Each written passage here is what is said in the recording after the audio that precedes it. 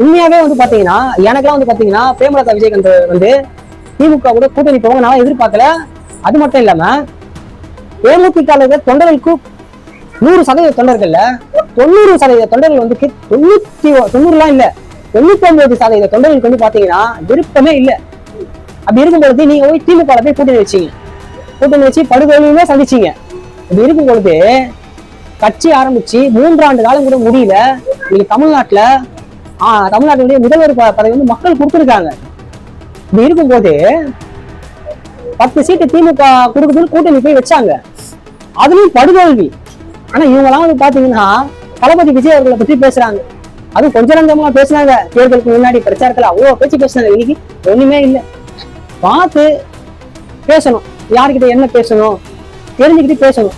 சும்மா பிரஸ் மீட்ல வந்து இதை சொல்லணும் அதை சொல்லணும் சும்மானா வந்து பிரஸ் மீட்லாம் கொடுக்கூடாது.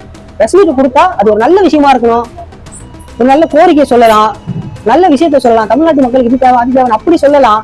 அதெல்லாம் விட்டுட்டு தமிழக அமைச்சரவையில புதுசா ஆதரவு கொடுத்த கட்சிகளுக்கு வந்து தளபதி விஜய் வந்து அமைச்சர் பதவி வருத்தமா இருக்கு, இதெல்லாம் தவறானது அப்படின்னா என்ன சொல்றது உங்களெல்லாம் சொல்லுங்க.